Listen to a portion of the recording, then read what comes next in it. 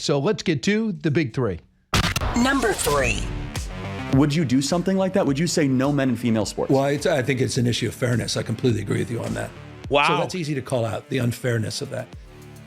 Yes. Governor Newsom tries to join America's mainstream on preventing trans women in women's sports. And the blowback has been nothing short of hysterical on the left, telling you everything that's wrong with the left. Number 2. We're now in discussions to coordinate a meeting with the Ukrainians in Riyadh or even potentially Jeddah. So the city's moving around a little bit, but it will be Saudi Arabia. It looks like Jeddah now. Russia, Ukraine. We're about to find out how serious Europe is in defending and supporting Ukraine and what Russia is going to do for real peace. We will tell you about the rapidly changing path to a ceasefire.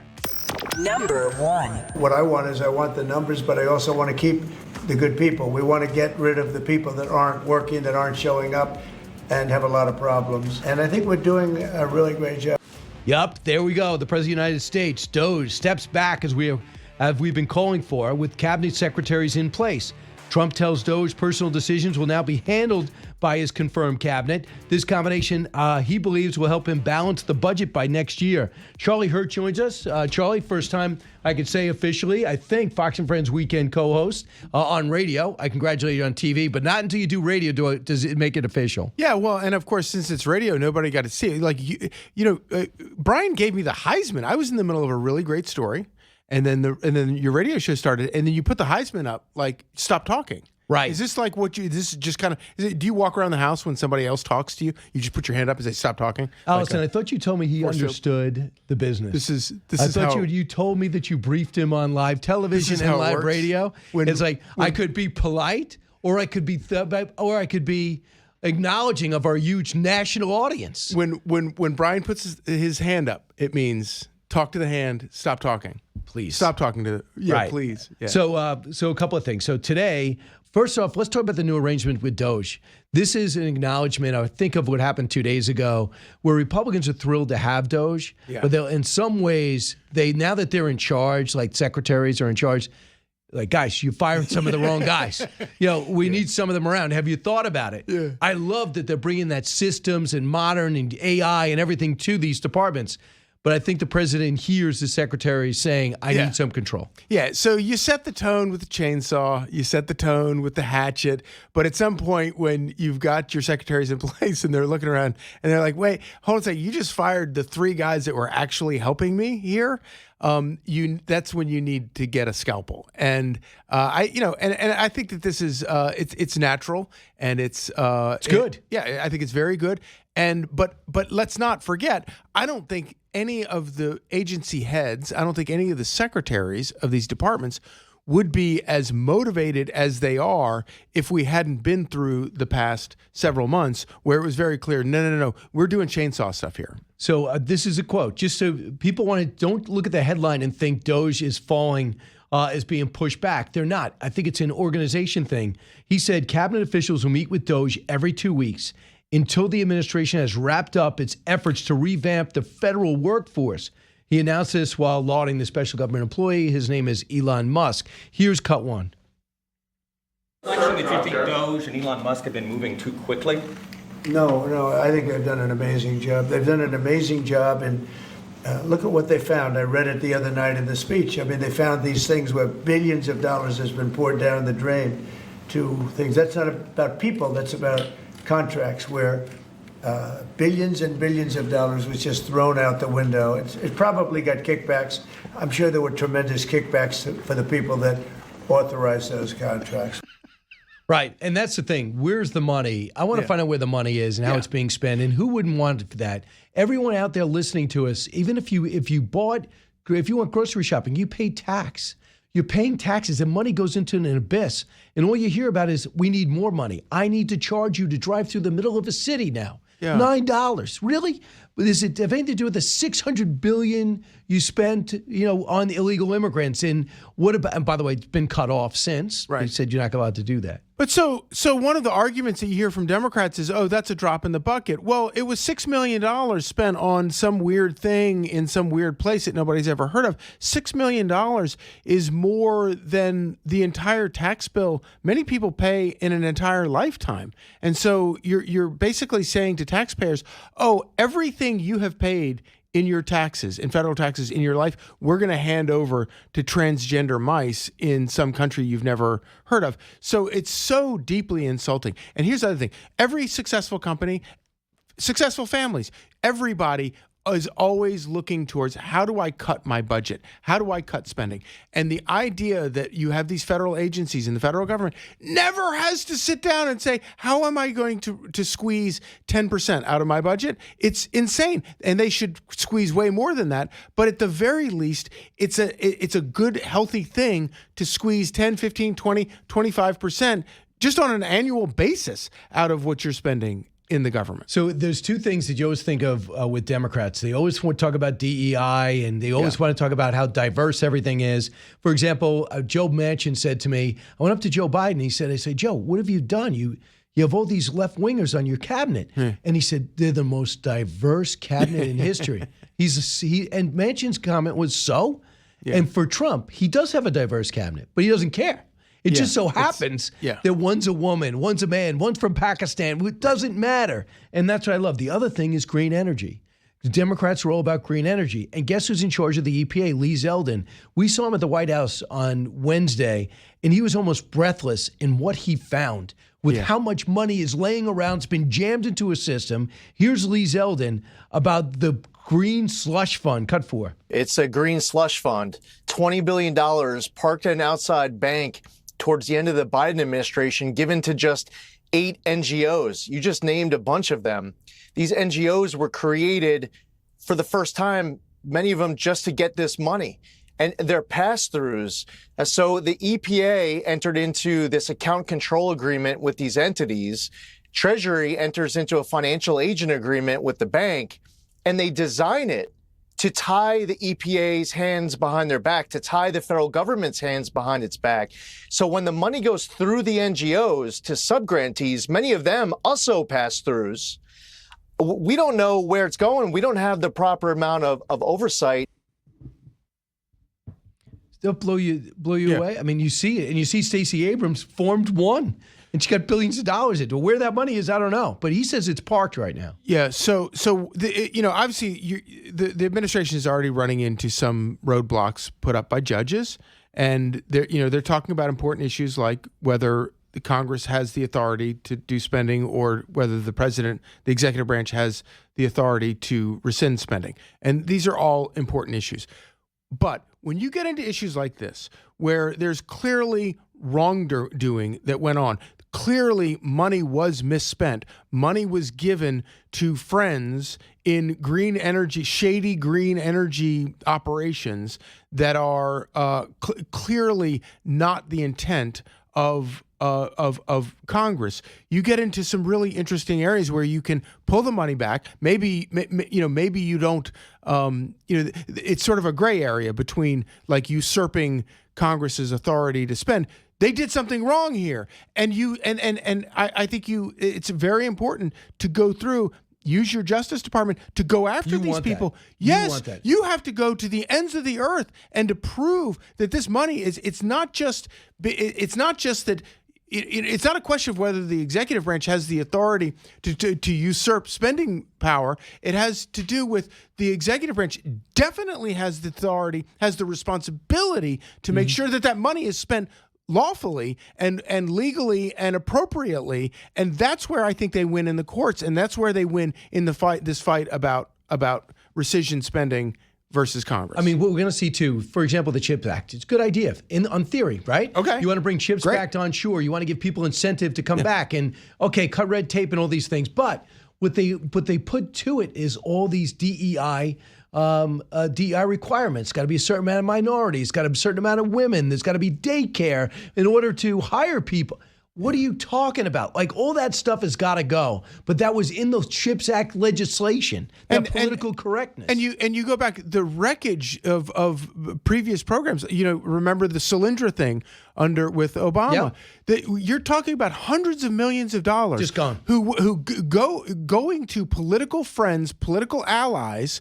Is it explicitly illegal? I don't know, but this stuff doesn't get investigated. And if you have a Department of Justice, you can investigate this stuff. So here's I don't want to relitigate the Biden years because it's so aggravating. But he passes the $740 billion Inflation Reduction Act, right? $740 billion. And then it's never about inflation. Right. It's about it. Yeah. Almost as if I got it through and I lied.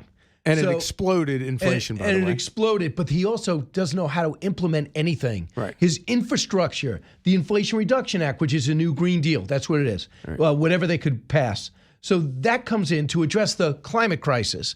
So there are a bunch of programs that I personally don't support, that maybe you don't support, but they didn't even put them into play. You want to give people an incentive to get an electric car, but you got to build an infrastructure. So that's what this money's for, infrastructure. Okay, they're going to build terminals. What is it, 8 to 12 terminals in a country this size? So you have to be, as president, you have to have someone who actually puts into practice what got passed. He had no interest in following through on the stuff that he passed. Because they were just fire hosing money. And that's how Stacey Abrams winds up with $2 billion, because they're just fire hosing money. And you know what organization doesn't have these problems?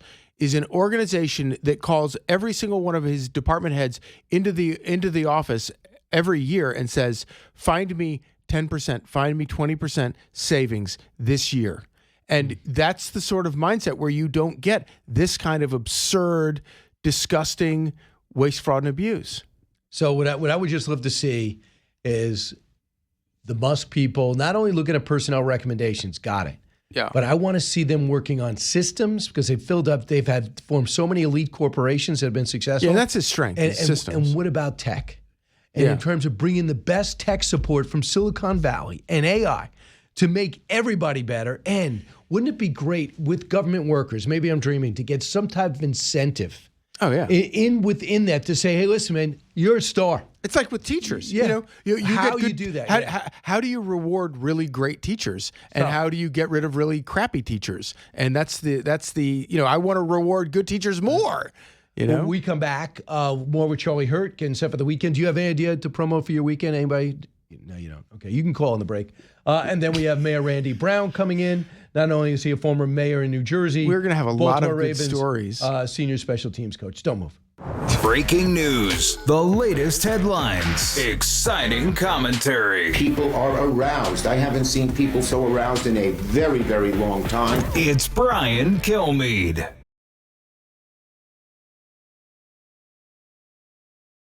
It's like you right now should come out and be like, you know what? The young man who's about to win the state championship in the long jump in female sports, that shouldn't happen. You as the governor should step out and say no. No, and I appreciate but would you do something like that? Would you say no men in female sports? Well, I think it's an issue of fairness. I completely agree with you on that. So that's easy to call out, the unfairness of that. There's also a humility and a grace, that these poor people are more likely to commit suicide, have anxiety and depression. And the way that people talk down to vulnerable communities is an issue that I have a hard time with as well. So both things I can hold in my hand. How can we address this issue with the kind of decency that I think, is inherent in you, but not always expressed? So what he's trying to say is trying to have both sides. Governor Gavin Newsom has gone out of his way for the trans community, so men play in women's sports. Told Charlie Kirk in his first episode on his new podcast, which is perfect now that Los Angeles is burned to the ground and the fires are now out. You can tell he sit back because you didn't do anything to begin with. Charlie Hurt is here. So, Charlie, people are going crazy. Gavin Newsom has changed his mind. He's such a fraud. He's not changed his mind. He's a con artist. This is so amazing. And I enjoy the thing. I love watching Charlie Kirk do mental gymnastics with this guy and beat him up. And it's great and everything. But let's be clear. The danger here is this whole project by Gavin Newsom is a Gavin Newsom laundering scam. He's trying to launder himself to air out all of the things he's been wrong about forever, and the Democrats have been wrong about forever.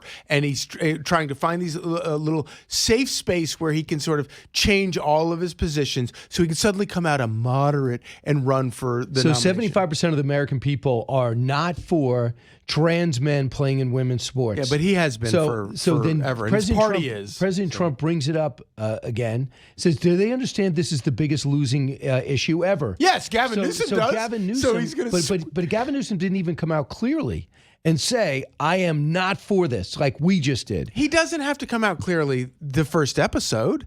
That's going to be like the 10th or 12th episode. He's going to refine all this, and it's going to become. But here's the problem. He's still governor.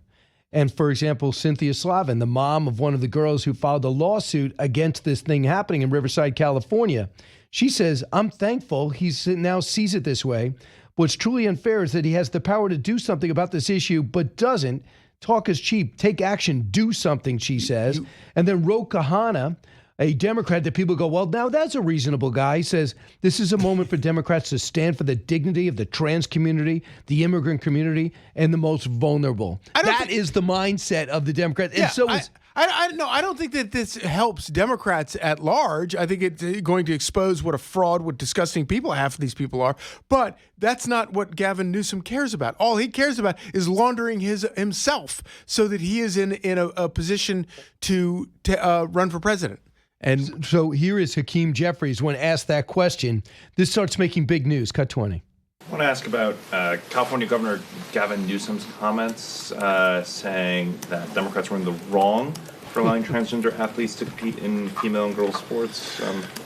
What is your response to that after Democrats had opposed the women and girls in sports? I haven't seen his comments. What Democrats opposed was unleashing sexual predators on girls throughout the United States of America.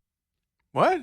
He thinks that they have to expose their genitals to find out what sex they are. That's not in the act. What is he even talking about? This is insane. Yeah, no, that's great. Mr. Jeffries, please go with that. Please make that your argument. That's going to be a winner. That's I want a healthy Democrat Party because I really do want, because I don't trust in Republicans. And so I really want a healthy Democrat Party, to keep them honest. But that's not it. That's not going to work. Who's on your show this weekend? Oh, we got Megan. We're going to kick off the Faith and Friends concert series with Megan Woods. And you have Lara Trump. Oh, and then Lara Trump is, she's filling in for Rachel. Yeah. Charlie Hurt, good job. Congratulations on the job again. Saturday, Sunday, 6 to 10.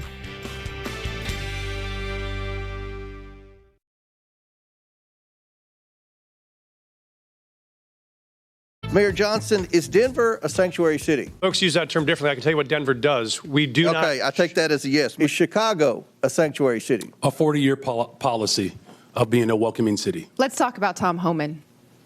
Shame on him. Others may want to bring hell. We are here to bring peace to cities everywhere. In the city of Boston, how much did you spend?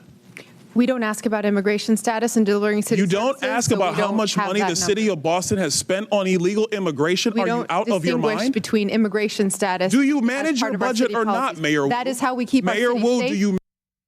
Unbelievably aggravating to see these mayors who spend millions of dollars to prepare themselves for the cross-examination on the Oversight Committee on Immigration that took place this week. You had the mayor of New York, you had the mayor of Boston, the mayor of Chicago, and the mayor of Denver all have one thing in common. They're overrun by illegal immigrants, and they're all sanctuary cities. Joining me now in studio, a guy with the most unique skill set maybe in America, former Mayor Randy Brown, former mayor of Evanston Township from 2007 to 2018, and Baltimore Ravens senior special teams coach from 2008 to today, including a Super Bowl championship in 2013. Mr. Mayor, great to see you. Hey, Brian, thanks for having me, man. So this is great. I don't know if you were ever free, if you were free during that day to see any of this. Streaming was probably on C-SPAN. We dipped in out of it. But is there any excuse to be a sanctuary city in your mind? No, there isn't.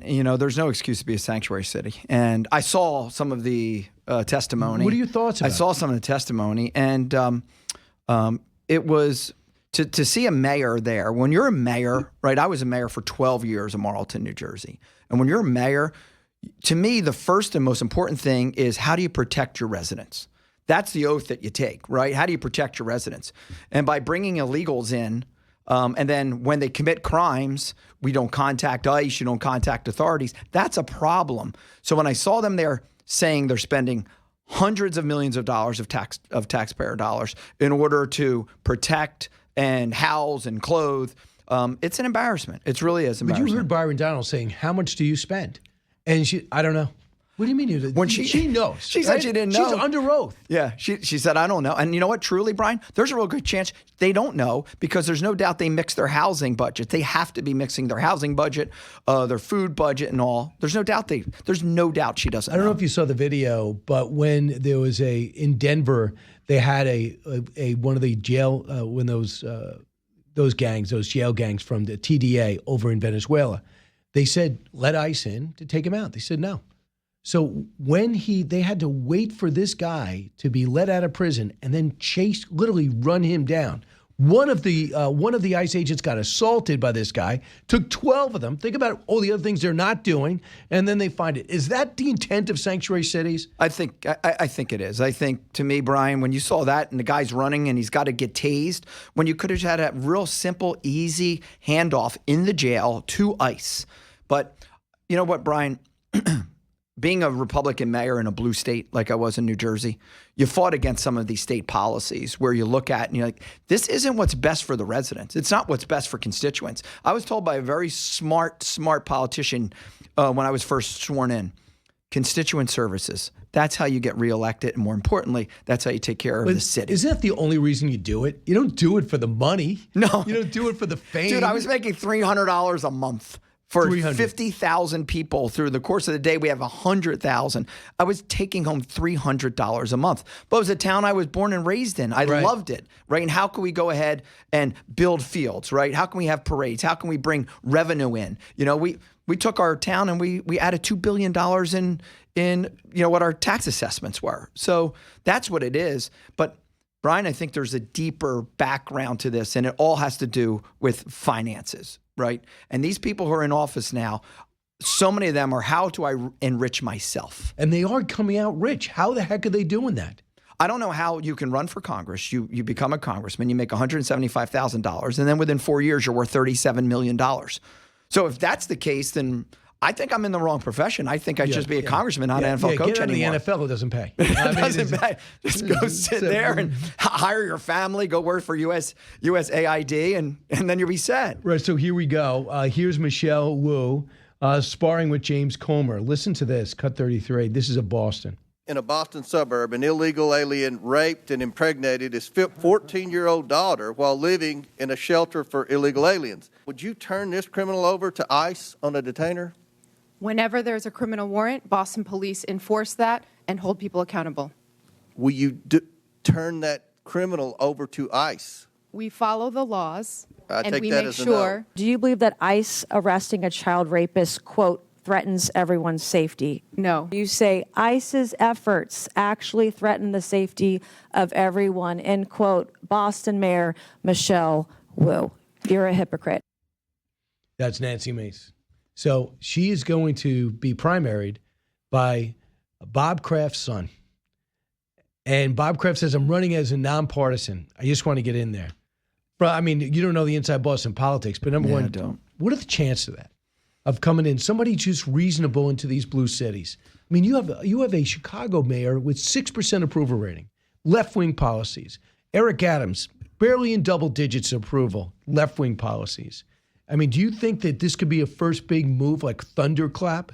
I would hope so, Brian, but the concern that you always have when you put your name on a ballot, okay, and I did it 4 times, 1 primary and 3 general elections. You put your name on a ballot, you have to trust that the votes that are being counted are the legal votes. The votes that are being counted are the votes that are intended to be casted on both sides. Right. So the hardest thing is, as a politician, when you put your name on a ballot, is all the work and time you put in, right? All right, are the legal residents voting for you, all right, and voting and or for who your opponent is, And that's always my biggest concern, especially with these sanctuary cities right now. It's, who's voting? And it's in California and New York, it's almost illegal to even ask for an identification. Which is nuts. It's nuts. So if and politicians at times, they get a bad rap. But if you're going to put your name on a ballot, my goodness, and you're going to take time away from your family and you're going to lose money, you really hope and pray that votes are being counted correctly and they're being counted by the legal voters. Right. New Jersey. Yes. They got really close. Trump got really close in New Jersey. And people are saying that that's the next state that could flip. What's the reality? Yeah, I think so. All my years in Jersey politics. So, Jack Citarelli lost by 80,000 votes. So let's put this in perspective, right? When I was mayor, there was about 1.5 million more Democrats than Republicans in New Jersey. Now that number's all the way down to 850,000. So here's the thing. Independents have a huge say in New Jersey politics, which is why Chris Christie got elected. That's why Tom Keene got elected. That's why Christy Kyle Whitman got elected. So if you can convince, in my opinion, independent voters in New Jersey to go your way. So it was an 80,000 spread, but you got to keep an eye on Hudson and Bergen County. They're the two counties which are of concern because they drive a lot of votes out and sometimes votes just show up. Is it the Jersey Giants and Jets in your mind? It's the New Jersey Giants and Jets. Yes. Can we get more tax dollars from them? If I was governor, I'd be like, the Jersey Giants and Jets. Where's that tax dollars going? Do you remember when that was a swamp or no? Because that was Sonny Werblin looked in New Jersey and said, "We're going to move the Giants out of Yankee Stadium. We'll bring the Jets there too eventually." I mean, how you looked at that area and thought perfect place for a stadium? Because I still think it's terrible. I hate going there. It's terrible. Well, you're a Giants fan, right? Yeah, you're a Giants fan. So yeah, but I've tried to convert you to a Ravens fan. Well, put it this way: if I was forced to give up New York, that's where I would go because you got the classiest organization around. When did you realize how great an organization this was? Well, because it's so great to get in the NFL is like you hit the lottery. Yeah. But then to get the type of organization that you have. Well, I've been so fortunate that I work with one of my best friends in life, in John Harbaugh, and the guy is aces. Everything about what John tells you is going to happen happens, right? And then to work for Steve Bisciotti and Ozzie Newsome and Eric DaCosta and Sashi Brown, okay? So the consistency that you have over there. I worked for the Eagles in 2004, 2005, and that's a great organization with Mr. Laurie and Howie Roseman and that crew. So, and my son coaches for the Eagles now, Tyler, who won the Super Bowl. So to be fortunate enough to be in that organization, when did I find out? Literally day one. When you go there and you see how they treat all the other employees, right? What's the food like? What's the travel like? It's always first class. And I've been there 18 years, and if they asked me to sign an 18-year contract today, I'd sign 18 more years. Right, 18 years. I've been there 18 seasons. John and I came together in 2008. So you knew Art Mordell? I did not, no. I was with the Eagles in 2004, 2005 seasons when we lost the Super Bowl to the Patriots. Right. But no, because Baltimore's got such a fascinating story in that they move the Colts in the middle of the night, show up and they move out and they become the Ravens. Right? Yeah. Yeah, it's a great history, and I don't know how many teams are kind of named after a literary hero in Edgar Allan Poe. So right, so you have that's what it was from. Yes. Okay. Yep. So you have a situation where in the middle of the night, people don't know it, but the video exists. Bob Irsay moves his team to Indianapolis. So Baltimore, this great sports city, has no team. Then Cleveland, Art Modell says, "I need a new stadium." They're not doing it. He's wrestling with this horrible stadium. So he decides he's moving to Baltimore. And they have to play out the rest of the season. Bill Belichick is the coach in front of the most hostile, loyal fans ever who are about to lose their team. Do people ever tell you about what that was like? They don't. We don't normally go backwards. Everything's forward looking. They don't, but you've heard some stories. And I think the one thing about Art Modell that not a lot of people have spoken about, that was the first ever Monday Night Football game. All right, it was Cleveland and the Jets, and he decided to host Monday Night Football. So the start of Monday Night Football was an offshoot of Art Modell and what he thought, his thoughts back then. And now, now it's Monday Night Football, Sunday Night Football, Thursday Night Football. And then when college is done, we're playing Saturdays. Listen, the NFL it's the best league, best sports league in the world. It's a $20+ billion industry, and it's great TV. It's great people. And I'm just so blessed that my son and I get a chance to coach in the National Football League, and it's an honor and it's a privilege. Right. So more with the mayor and Mayor Randy Brown, former mayor in New Jersey, Baltimore Ravens special teams coach, and a good friend. And when he come back, his connection to the Trump campaign, you're not going to believe it. You're listening to the Brian Kilmeade Show.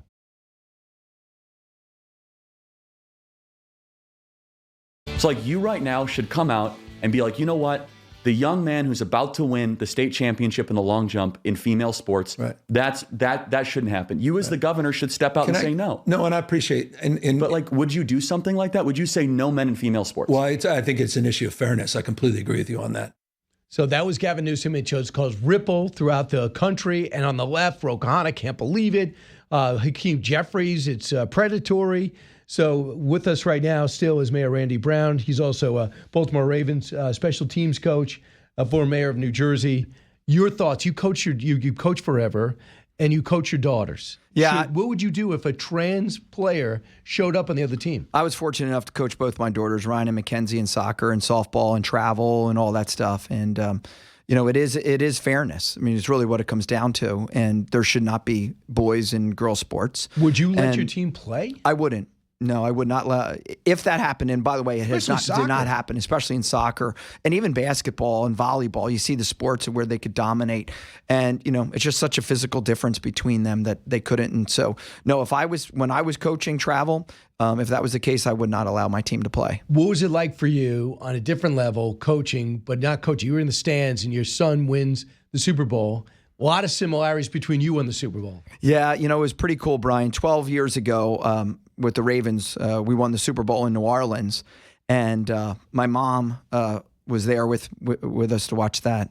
And here we were just a month ago, my son Tyler, who spent probably 70, 80 games with us at the Ravens on a field as the ball boy, just finished his fourth year in Philadelphia. And I was able to sit with my mom, who's 83, and watch your grandson win a Super Bowl. And you got to figure, Brian, there's 59 Super Bowls. There's only been about 5,000 people who've ever won as a coach or player. 5,000. It's pretty crazy. 8 billion people in the world, and my son and I won our Super Bowls on the same exact field 12 years apart. Only without the power outage. Yeah, so they would get the lights on the second half of this game, but the way the Eagles were playing, it was almost the opposite. So your daughter, extremely talented, she was able to sing before how many Trump rallies? So thanks to you, all right, and listeners. And Brian Kilmeade is honestly one of the nicest guys in media, and and what you did and reach out to the Trump campaign. And my daughter Ryan has sung in front of over 1 million people already. She's done NBA, MLB, she's done Ravens, Eagles, and but thanks to you. She ended up doing 5 Trump rallies, and then on Saturday, before the final 4-day Trump the Trump rallies on that Monday, they called her and said, "Ryan, where do you want to sing?" And they gave her 4 locations, and we chose Reading, and she sung on that Monday right before the election. So tell me what it's like on the inside with the Trump team and with these crowds as they mass, the spirit in the audience and the behind the scenes. Well, Brian, it was energy. It was electric. It was like a sporting event. It really was. And I had 2 great people that work with us, and Alex Meyer and Justin Corbett. And these guys they're young, they're aggressive, and everything was on point. But it was electric. You could feel it. And the energy, and everybody was so nice to each other. It didn't matter where you came from. It didn't matter what you believed in. You were all one at that point. And that was, you were all there for America first. That's what we did. But when you see that audience, and you're never going to see another presidential candidate, and for Democrats listening right now, this is just a fact. Yep. Didn't it remind you of like when you go to see a band, or when you go to or a rally for a team? Because it's almost, you're not looking to be impressed. It's like you're looking to support your guy. Brian, I coach in front of 75,000 people a week during the NFL season. And it felt like an NFL game. I mean, sometimes when he was introduced, he'd come out, the sound was deafening. After my daughter sang the anthem, Brian, all 5 times, USA, USA, the chant, to the point I just got chills just saying it, because I lived it for 5 times. And my daughter standing there singing. And for 3 of the rallies, they sang with her the whole time. Johnstown, Reading, it was tremendous. And it was as close as I've seen our country, right? All right, in my 57 years. Was this prior to the assassination attempt? Some of them were, and then 4 of them were after. What were your thoughts about that, knowing that there was someone there with a gun. There might have been others. I think when you go to look at this and you look at the security, you wonder how many other events where something terrible could have happened. Brian, my daughter asked me that. My daughter Ryan, who's 19, and after the Butler shooting, and knowing she was going to sing in an open crowd, and I assured her, I said, we are not going to run from terror. That's not what we do. And it's hard to be a leader, Brian. If leadership was easy, everybody would do it. It's hard. And so my daughter stood up there, and I'll be honest, the first rally after the shooting that she did, and she was very nervous. But guess what? She did it because she believes in the United States of America. First time around, that was great. First time was very polarizing to support Trump, not support Trump. Patriots especially. Brady liked Trump.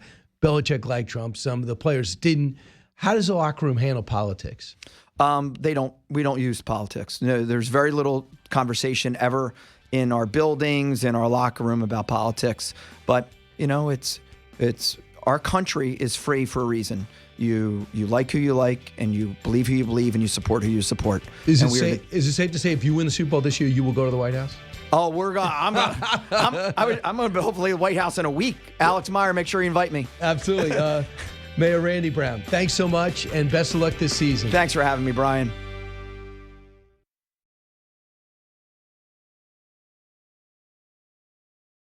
To build a pipeline that will not be finished before a presidential cycle. So there's nerves. Do you think that the green fever will burst soon?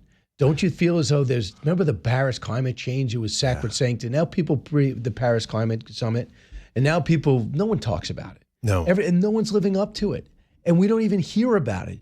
We're done with Greta Thunberg. Do you think it broke or no? I do, for a couple of reasons. One, we know a lot of their money came from USAID, right? I still question whether or not any of this was real. The green groups were receiving billions of dollars. The journalists who were covering the green groups, we had 6,400 journalists on the payroll at USAID. USAID was having climate conferences that they would pay for. They would send groups that they're paying for to go to the conferences. They would send the journalists to cover the groups, to cover the conference. The whole thing was just a gigantic lie. So now that money has dried up, I think a little bit the climate stuff is gone, but also there are sexier issues for the crazy left to be caught up in. They love BLM. They love to go after DOGE. So climate is not the cool issue right now. Which makes me think that hopefully maybe the next Democrat won't run on no more fossil fuels. Yeah. Where Joe Biden famously walked over that girl, I promise you that we're going to be done with oil and gas. I mean, crazy stuff he was saying. Absolutely. Must have drove you nuts, knowing that we couldn't even make jeans without oil. And just knowing what was going to happen to the economy, knowing that it was going to raise prices, which it did, know it was going to make our enemies a lot richer, which it did. Iran and Russia got a lot of money from bad energy policies. And even if that wasn't Joe Biden's intent, that was the consequence. And your intentions, I'm not a Kantian, right? Your intentions only matter so much in your ethics.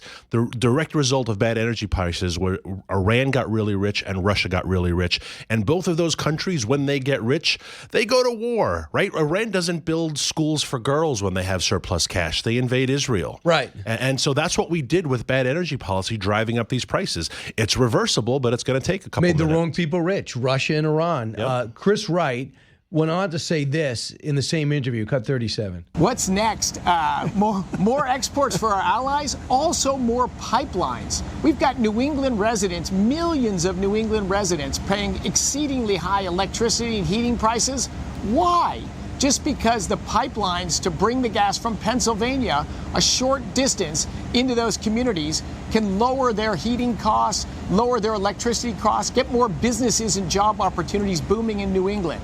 So President Trump is dedicated to growing energy access to all Americans, to better lives here and lower costs, but also to our friends and allies abroad. And we have the energy, we have the resources. We just need the permission to get going. And with this president, it's unleash America. How much are federal permission? How much is state permission? For example, New York doesn't even want a pipeline going through New York. Yeah. So if Trump would put it through New York, but I guess states have a say. They do, and that's going to be a huge battle because at what point then does it become even an electoral issue? If you're a resident here of New York, and my entire family lives still in New York City, I'm the only one who's gone. They have the mayoral election. They have the gubernatorial next year. How is that not an issue when you see how expensive utility prices are, gas prices? Your great colleague, David Asman, I love going on the program with him, has said numerous times that the gas in his building is still shut off. He can't get it in his stove because of Kathy Hochul's policies. I mean, we have gas hookups, but you're not letting us have access to the gas. Meanwhile, Pennsylvania, which is not that far, has centuries of natural gas reserves. We have natural gas in New York, don't we? Yeah. Yeah. New York State. And tons of it. And if you know what? That's a great point. Kamala Harris flip-flopped on natural gas and fracking. Why won't Kathy Hochul? Does she really want to win re-election? Not that I'm giving her campaign advice, but if she wants to guarantee her re-election, today she will announce, I'm going to reverse Cuomo's ban on fracking. I'm going to reverse his ban on natural gas exploration. I'm going to reopen Indian Point Nuclear. I'm going to reopen the 5 coal plants. Well, I heard Indian Point, we found out, is reversed forever. Ugh. They got to the point where it's being broken up, so it's done. And there was no reason to shut it down, by the way. No. And that's the pernicious thing about the environmental left and the eco-left, which makes me, it's impossible to dislike these people enough politically, the evil that they do. Do you remember back in 2012, Joe Biden was speaking outside of Boston? It was hot. He purposely wore a powder blue shirt so he looked all sweaty, and he was standing in an empty lot, and he was saying, we dismantled the coal plant that was here because climate change, blah, blah, blah, and we're going to build a wind farm, and right here is where the wind electricity is going to come on shore. Hundreds of people lost their job. They dismantled the plant. The wind farm didn't get built in his administration, and now with Trump, it's definitely not going to get built. So who benefited? He got a photo op to say, climate change, Boston. Boston residents have a less reliable grid, more expensive utilities, and no one will go back to that day in 2012 and say, what the hell is wrong with you people? You dismantled a perfectly good energy plant. All of us are paying more. So let's talk about oil. I hear that as happy as the oil industry is that Trump is in charge, they do not want to drill more. That gas is oil is at $70. And they don't want it, less or more. Your thoughts? I think this is an industry that prefers to work on volume and not on price point. It is more profitable. So what I said, you don't think is true? No, but not in the long term. No, I think right now they're trying to recuperate. You know, they're happy with oil at $70. Who wouldn't be happy at $70 a barrel? But wouldn't you be happier with more wells at a lower price point that is actually sustainable? And proof of that is what we saw in 2017 when Trump first came into office. You have to look at things like rig count numbers in the Permian, in Eagle Ford, and all these different formations. When those numbers get back to the Trump levels of 2017 is when prices are going to start coming down. And they would much rather have a more reliable supply at a lower price point than a higher price point and a less reliable supply. Here's what Doug Burgum said about the Trump goal, cut 38. President Trump's plan, of course, for U.S. energy dominance includes us selling clean U.S. energy to our allies so they don't have to buy it from our adversaries. But part of the reason why Europe was buying from Russia was because President Biden and his administration put a ban on export facilities like we're here today. This is the most technologically advanced facility in the world. It's the largest construction project going on in North America, $18 billion of additional work that's going into this. So things are moving. Things are, yeah. But we could have been moving a long time ago. I remember they wanted to build a natural gas pipeline from Pennsylvania to the port of Baltimore to build an LNG export facility. And it was then Republican Governor Larry Hogan who shut it down. Why? Climate change. Can't have this pipeline, worried about climate change. Because Baltimore didn't need a couple hundred reliable jobs, right? I mean, Baltimore is just doing great. So Republicans are just as guilty as this. And this is where the climate... Well, he's barely a Republican, as you know, in Maryland. True. You know that. Yeah. But the climate movement is the slippery slope to becoming a leftist. It is very easy to push off weak Republicans on the climate thing, and that's why the climate agitators are constantly agitating, why they're going to the Hill, why they're waving signs. If you are weak as an elected official, and sadly a lot of them are weak, climate is the first place you're going to slip. And once they get you on climate, they'll get you on everything else. Absolutely. So with that, when it comes to overall energy, where does nuclear fit in your arsenal? Love nuclear, support it. I focus more on fossil fuel workers, so I don't get involved in the nuclear space a lot. To build a nuclear plant, you need an awful lot of fossil fuels, so that's good. There's no reason to be afraid of nuclear. I tell folks all the time for two reasons. 70-80% of electricity in France is generated from nuclear. They sell a surplus to their neighboring countries. And easy joke, sorry guys, but if the French aren't afraid of nuclear, why should the Americans be? And secondly, most of our Navy is nuclear. So we have no problem putting an 18-year-old on an aircraft carrier or a submarine in nuclear, and no one's worried about his safety. We shouldn't be afraid of nuclear. So the head of Ontario, who says that Doug Ford, he's going to cut off electricity to 3 states. But in reality, he's not really in control of our electricity, is he? No, he's not. But that comes out of the tariff issue. And the good thing about the tariff conversation, regardless of how you feel of tariffs economically, a good thing that is coming out of these arguments is that it is exposing some problems that we have. And it is a problem that these 3 states, I believe it was Michigan, Wisconsin, and New York, those states are buying a huge percentage of their electricity from Canada. Why? No offense to Canada. I have no beef with the Canadians, but why are we buying anything from Canada when we have the ability to make it here in America? And so I think that raises questions, especially knowing how many natural resources we have. There's no reason to buy electricity from Canada. So Daniel Turner, thanks so much for coming in. Energy is going to be fueling this economic recovery. 100%. And we'll be able to, if price is going to get down quickly, this will be it. Yes. And are you optimistic we have the plan? Absolutely. It's going to take a little time. We need a little bit of patience. You're not going to turn around this aircraft carrier. A year? I think, can I come back a year from today and let's see how we're doing? Hopefully before that. We'll have some big announcement. Daniel Turner, thanks so much.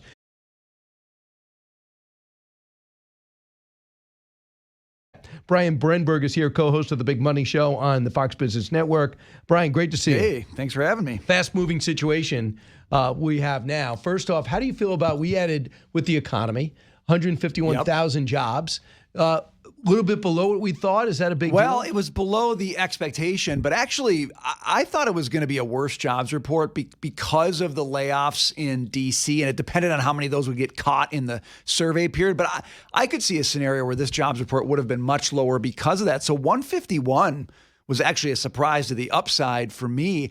And the crazy thing is, and we haven't seen this in, I don't know, maybe 4 years, the federal government jobs went down by 10,000 in this report. So you had a 151 number, which is not bad, with no support from government jobs. All the previous reports we've seen, like government jobs have been first, second, or third in terms of job creation every month. This month, they were a negative, and we still ended up with 151. So for me, kind of an upside surprise. So interesting. I never thought how many of those jobs are federal jobs. I always saw it would break out for the summer jobs. I saw that break out, but I never thought to myself, well, how many are federal jobs? Because if you're a government and you want that numbers to look good, you expand the federal workforce, right? Yes. I mean, every economic statistic we've seen over the past 4 years particularly has been chock full of government. And so it's actually crazy for an economist who follows the data to finally see a jobs number with no federal government. I mean, in the last 2 years of the Biden administration, there were 1 million jobs that were part of those jobs report, 1 million federal jobs. So all 24 months, you had 1 million federal jobs spread out between those reports. That was a huge boost to those numbers every single month. Same thing with GDP and with all the government spending. So we're in this era now, and this is what Scott Bessent, Treasury Secretary, have been talking about. We're in this era where that's going to unwind. You're not going to see that in all of these numbers. It's healthier for the country, isn't it? Totally healthier. Now, here's the thing. In the short term, in all these data reports, taking out all the government spending and all the government jobs is probably going to nick them in the short term, right? So you got to expect the data to look a little worse. And that's been the point he's been making. When you deleverage government, when you get rid of government, there's going to be a short-term effect, but the long-term effect is you set up an economy that's got way more juice because it's more driven by the private sector. So most of the people that you know, Brian, are in the private sector, right? So they have a company, big or small. They're in charge of the systems at work. They try to get the best tech equipment, the best human resources, the best workflow from management on down. That's what DOGE brings. Not just cutting jobs, right? But don't they want to bring workflow to it and a lot of their expertise to examine these divisions? You want to do your work as effectively as you can with as few resources as possible. Every private sector company company in the world has to do that. And the reason they have to do that, by the way, isn't just because they're enlightened. It's because if they don't, the guy next to him who does the same thing, and if they do that, they'll win, and you'll lose if you're bloated and out of shape and wasting. So yes, DOGE is trying to do this, but they're doing it in an environment that has no competitive threat, right? The federal government sits there and they have a monopoly in every single thing that they do. So DOGE is coming in and saying, we've got to look deeply into every piece of this, and we've got to make a determination. Could we do it with fewer resources, better processes? And if the answer is yes, do it, because it's taxpayer money. I thought it was very significant for President Trump to come out yesterday and say, now that my cabinet secretaries are in place, I'm going to have DOGE back off. So the personnel decisions will be decided by the cabinet secretaries. But every 2 weeks minimum, you have to check in with DOGE on what you're doing and make it more of a collaboration. Right. That probably has a lot to do with what the lawmakers heard from Elon the day before and what the president's been hearing anecdotally also from, his cabinet secretaries are his friends. No. They literally are his friends. Yeah. So I want you to hear what Trump said with this new arrangement. Sure. They want to make it like Musk has been rebuked. I don't see it that way. Cut 3. We're cutting it down. We have to for the sake of our country. You can't have that kind of fat. It's bloat.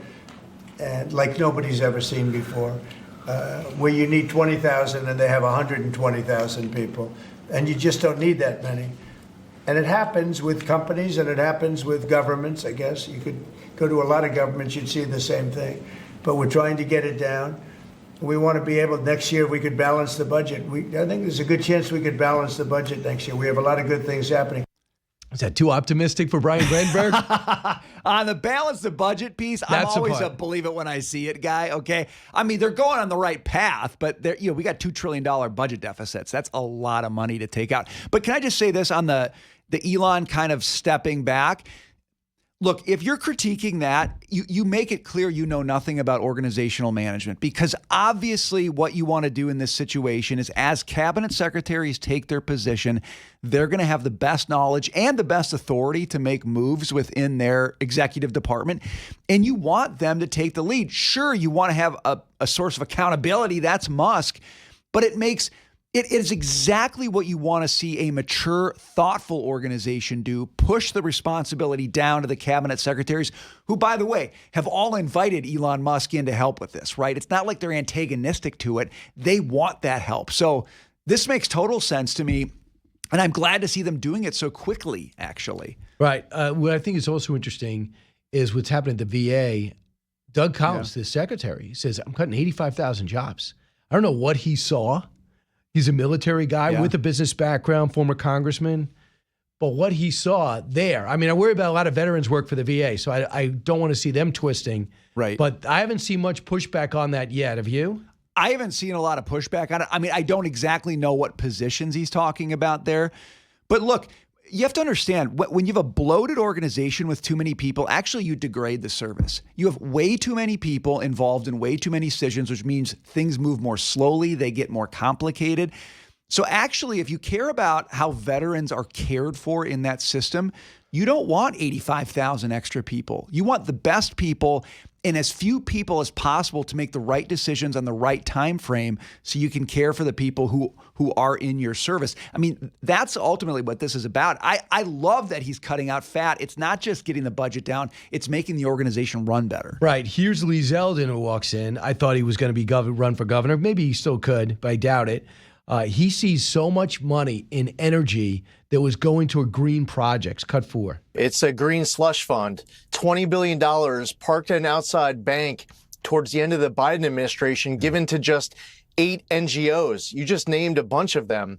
These NGOs were created for the first time, many of them just to get this money. And they're pass-throughs.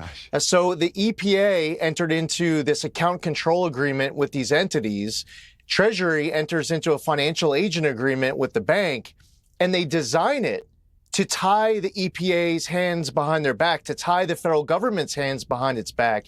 So when the money goes through the NGOs to subgrantees, many of them... I would have a team of forensic accountants to go track this money down. That is so gross. Like these arrangements that are set up to basically lock a department into having to spend money. I mean...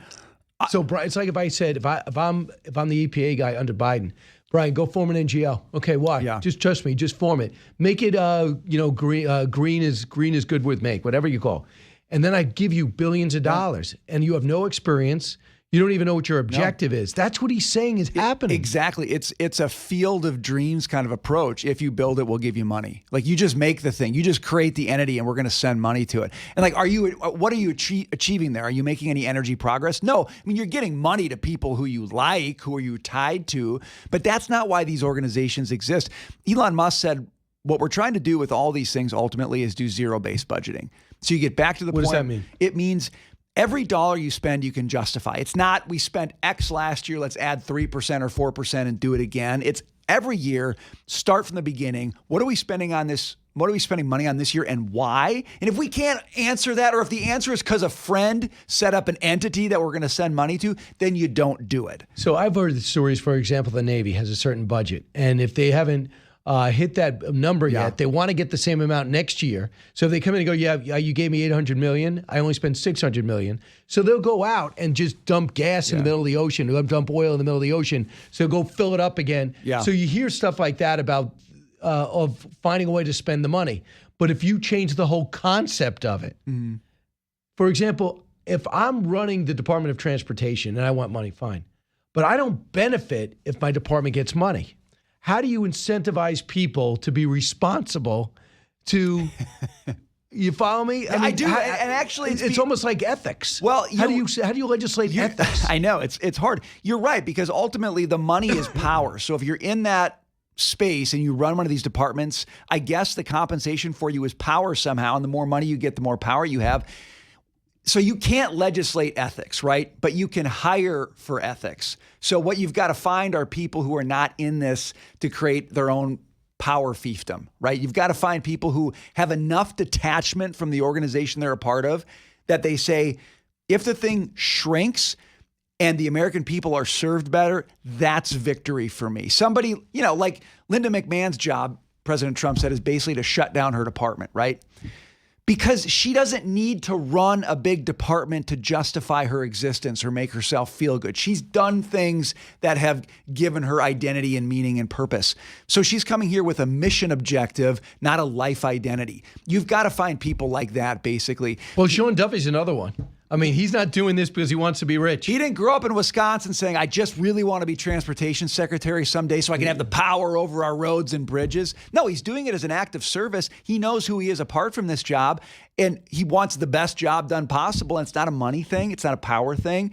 It's a service to the American people thing. So you hire for the right people. And that's why you want to get like careerists out of DC, because if that's your career, then losing money in your budget is like the most harrowing thing possible. Right. If you're not a career person, it's not a big deal. All right, Brian, who's on your show? Oh, well, we've got Heather Zumaraga as our first hour guest, and Kennedy is our second hour guest. We don't do guests anymore, Brian. We just do conversations all hour about the issues going on. Because you're now a 2-hour show. We're a 2-hour show. So we've got, look at the news today. You've got jobs reports, you've got DOGE, you've got Trump talking about sanctions with Russia. We got so much money stuff to talk about. But in terms of tariffs, do you think it's a strategy to say tariffs are on, tariffs are off, tariffs are on, tariffs are off? Because it doesn't seem like a strategy to me. It seems like confusion. What I would love the president to do is reciprocal tariffs make a lot of sense. Scott Bessent's a big reciprocal tariffs guy. Tell people this is what we're going to do. This is when we're going to do it. Look at who you trade with. How do they tariff us? That's a good indication of what's going to happen to you. Plan for it. To me, that's the way to do it. The on again, off again stuff is tough for small businesses because one day they wake up and say, we're going to be able to buy our stuff. And the next day they say, we can't. I don't know what to do. I was listening to a Canadian businessman, liquor store owner, and he said, well, we were told don't sell Russian vodka. We got rid of all the Russian vodka. Now we're told don't sell American whiskey, so we get rid of American whiskey. He's like, well, I bought it already. I don't know what am I going to do with it? Pour it out. I know, but he's trying to make a living. It kills these guys. He's trying to make a living. It absolutely kills these guys. You can be tough on tariffs and also be very clear, and I think that's ultimately where they want to get with this stuff. All right, Brian, thanks so much. Awesome job. Appreciate it.